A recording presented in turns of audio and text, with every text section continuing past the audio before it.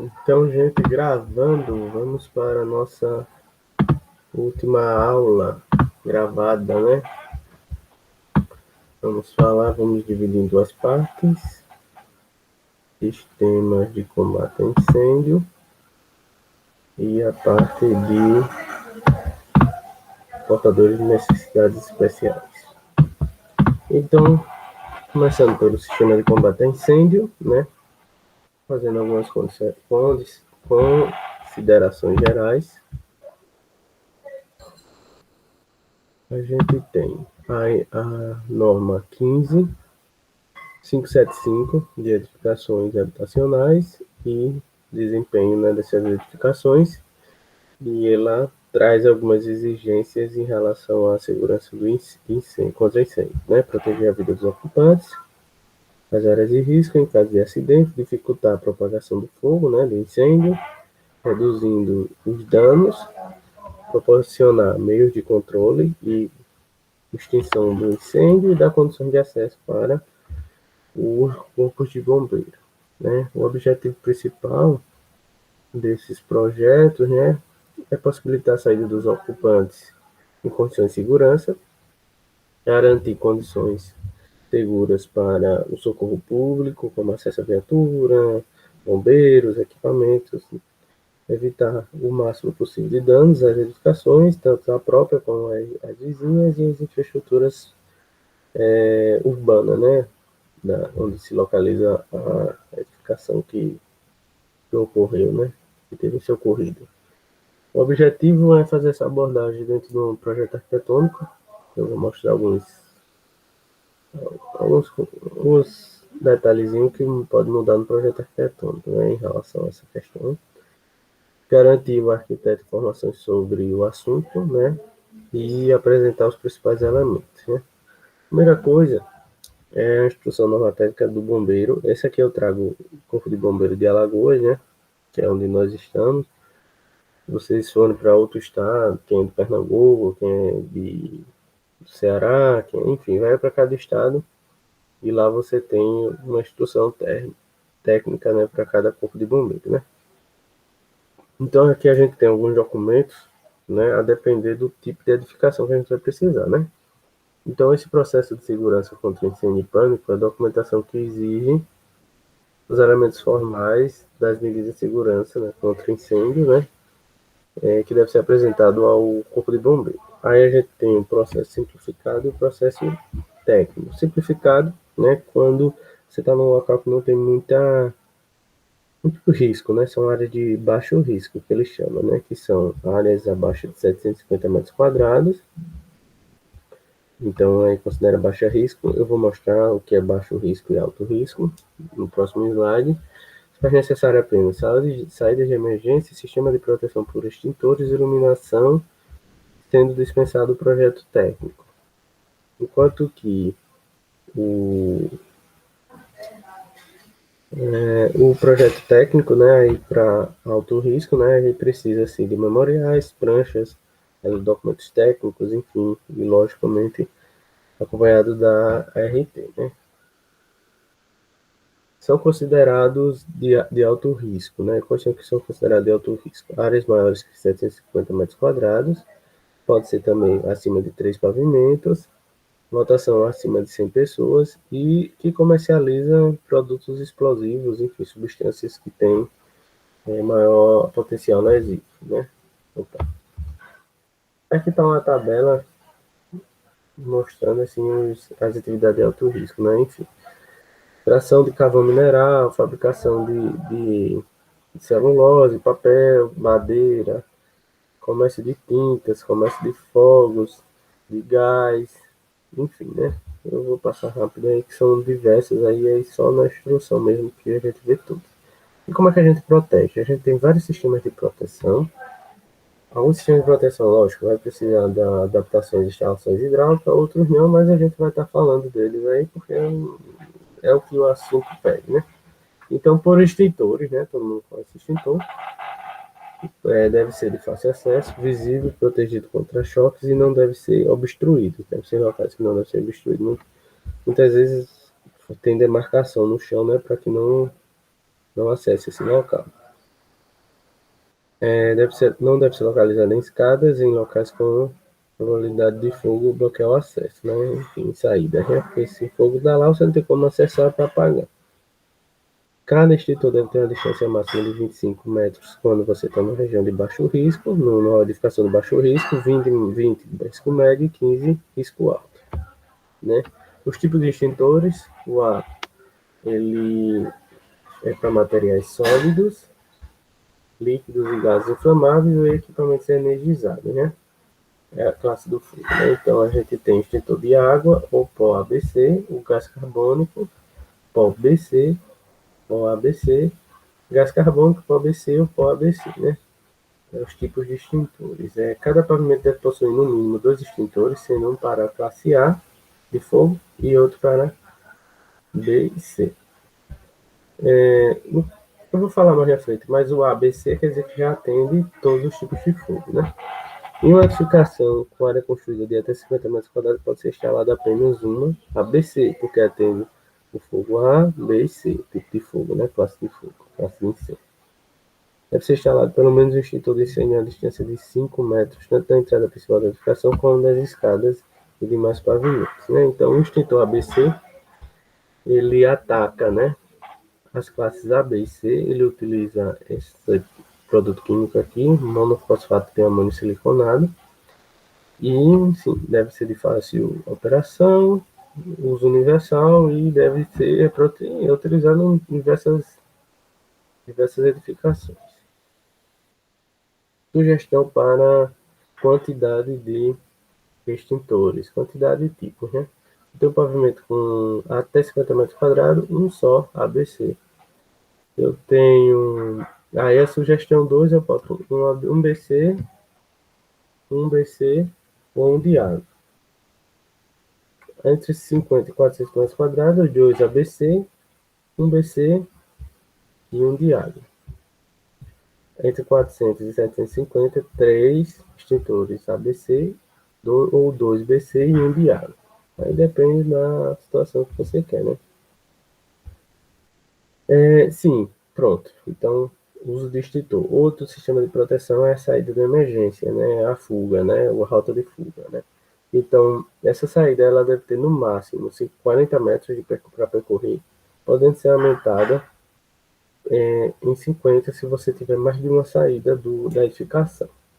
A largura dos corredores não pode ser menor do que 1,10, nem corredor nem escada, né? Então, cuidado com isso, né? Quando vocês estiverem projetando, enfim, escadas, corredores, né? Assim, usos múltiplos, né? Enfim, escola, enfim.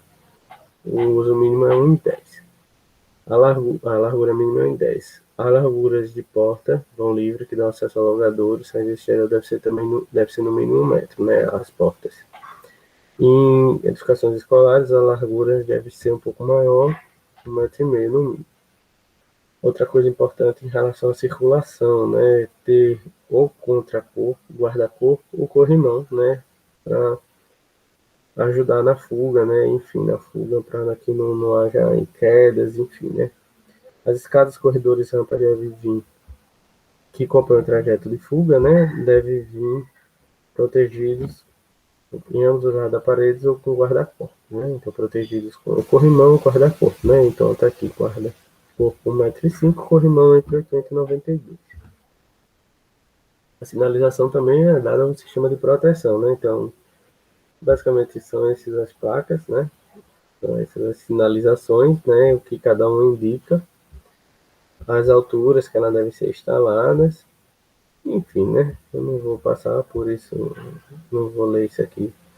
Sinalização de porta de emergência não se aplica para edificações com uma área cujo seja menor que 50 metros quadrados. Então, essas sinalizações aqui você não usa quando tem edificação menor que 50 metros quadrados. Aqui está um exemplo de sinalização. Pronto, aí vem a parte hidráulica, né? As adaptações, os projetos hidráulicos, enfim, né?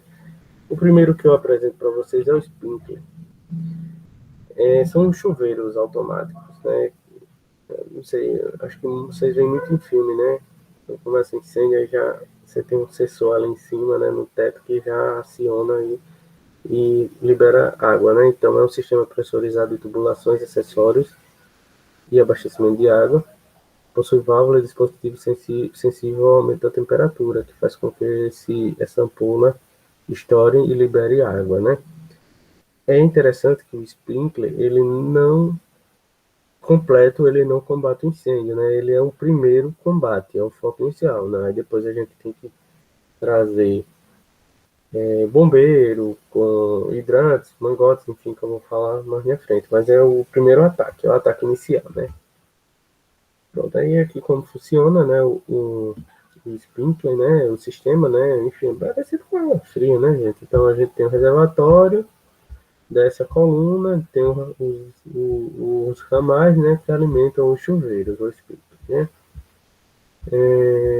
Mesmo estando protegida por sistemas fixos, que são os sprinklers, né, que o chuveiro não muda de lugar, eles devem possuir também extintores, né, distribuído conforme eu já tinha falado. Aí os tipos de tubulação, né, essa tubulação específica para a unidade Tigre, lógico que todas as outras marcas querem ter, né, a Manco, enfim, aqui o próprio nome já diz Tigre Fire, né, fogo, né. O benefício do uso dela: facilitar a execução de juntas pelo simples processo de soldagem, facilitar o transporte, facilita também a execução de reparos e manutenções. Ela é durável, né? Ela é fabricada em CPVC, eu já falei em CPVC em uma dessas aulas aí, eu não sei se foi de água quente. Não sofre ataque químico das substâncias de água, evita oxidação, ferrugem, corrosão. Possibilidade de economia, porque ele é mais liso, então o diâmetro dele fica menor, porque tem menos rugosidade. Então, sim. Aí aqui está um exemplo, né, ainda do sprinkler, né, com essas tubulações que eu falei para vocês, CPVC. Tá, e tem uma coisa importante sobre a questão das distâncias de chuveiro, né? Então, mínimo 4,60, desculpa, mínimo 1,80 e máximo 4,60, quanto deve ficar a distância entre os chuveiros, né? A área máxima atendida, né? Aí depende do tipo de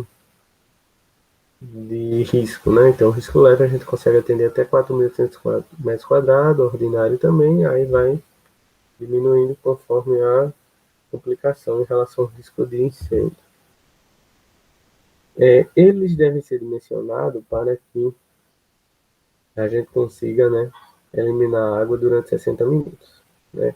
Ele deve ter uma fonte própria interna, que normalmente é um reservatório, que tem uma reserva de incêndio. Deixa eu ver se eu tenho uma foto, acho que eu... Mas enfim, ele tem uma reserva de incêndio, né? Aqui, quando eu falei de água fria, eu mostrei isso. Okay. E também ele deve permitir um abastecimento externo, né?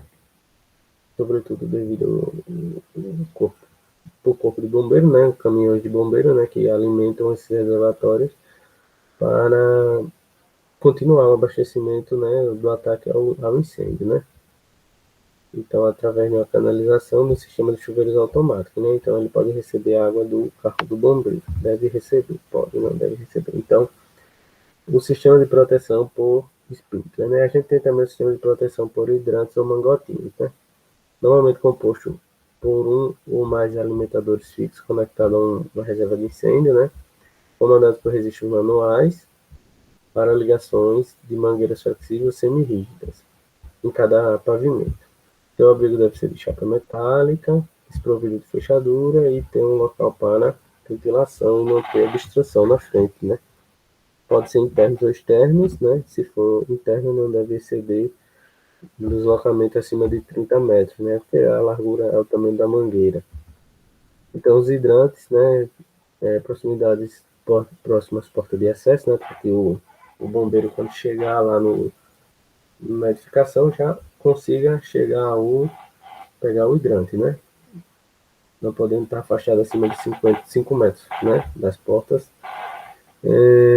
Porque nos prédios elevados, os hidrantes deverão ser localizados próximo às escadas de saída ou rampas, né? Para poder ter acesso mais fácil.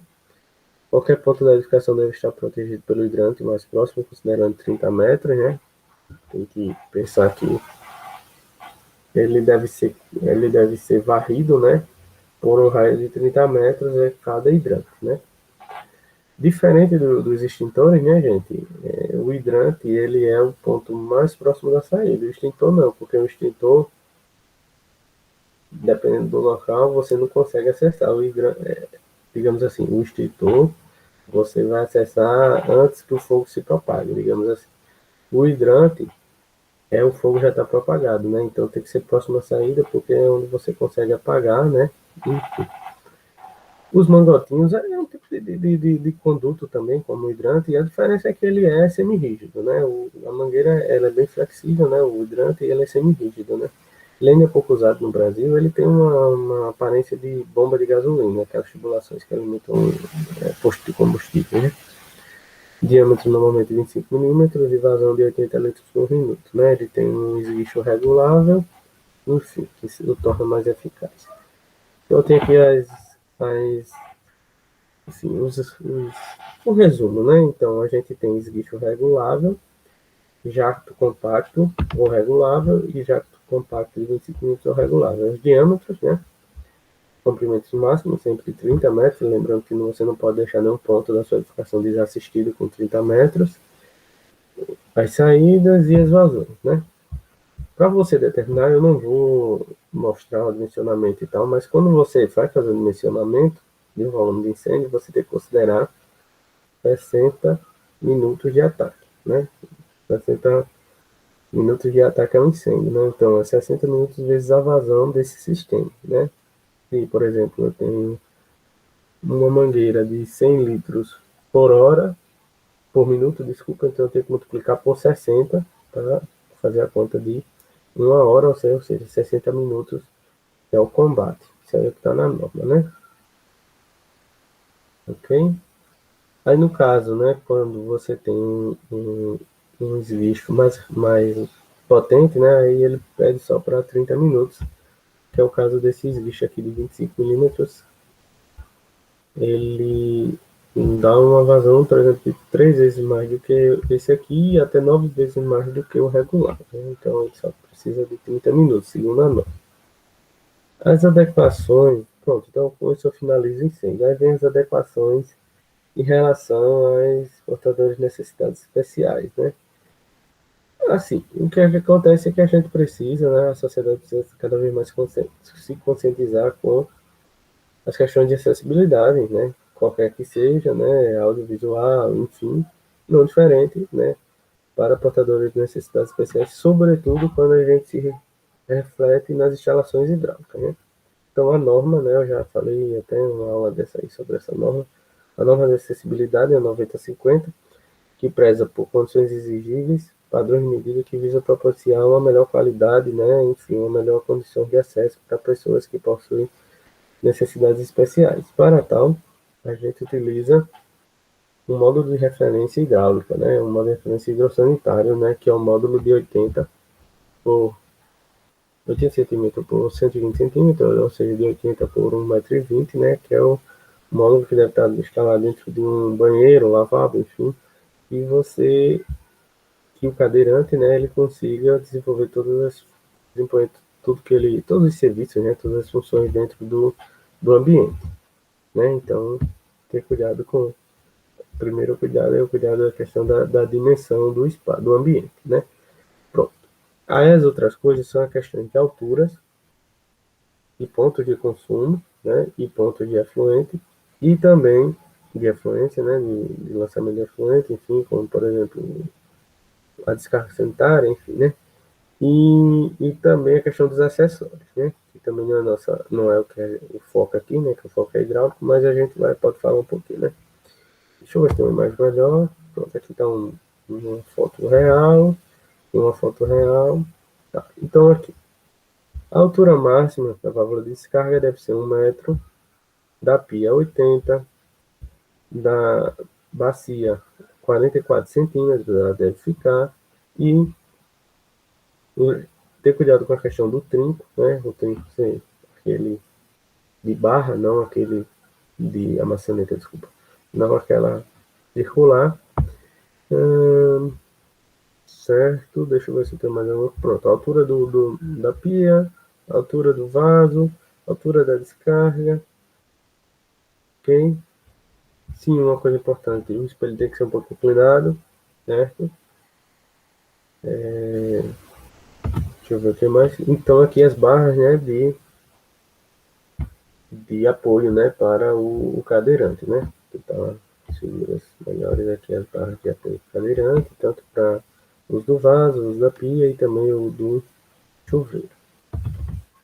Bem, aqui também está um pouquinho falando das alturas. Né? Então, e o que muda, né, nas instalações hidráulicas? O que muda são essas alturas, né? O que muda é a disposição também do mobiliário, né, hidráulico, né? Pode mudar. É a prever, né, esses apoios, suporte, né? Enfim, eu acho que, né? Acho que é isso, né?